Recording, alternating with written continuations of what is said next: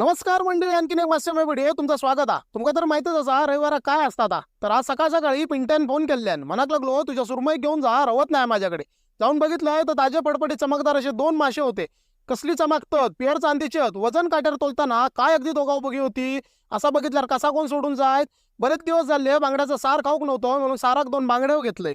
बाकीचं सामान घेऊ बाजारात दिलो. हकडे परब राण्यांग भेंडी देण्यात बिझी होते, म्हणून मीच आपलं उपडी पाडान लिंबा घेतले. करा घालून माशांक स्वच्छ नाव घालून पावडर टिकली लावून घेतलंय. या जागा करीपर्यंत अकडे यांनी साराची तयारी केल्यानी. खोबऱ्या किसण्यापासून माशांका रव्यातून तव्यात सोडेपर्यंत सगळ्या केल्यानी. मासे असले की यांचे हात पटापटा चलतात. तव्यावर तेल गरम करून एक एक तुकडी भाजून घेतले. भाजून झाल्यावर साराच्या तयारीक लागलो. जा काय गिरमीठ बनवलेलं सगळं टाकून सारा कुकडी येऊक दिलो. आहा, कसलो गमगमाट सुटलेलो. बाजूच्या घरातलो बंटो दोनदा येऊन गेलो माशाच्या वासान.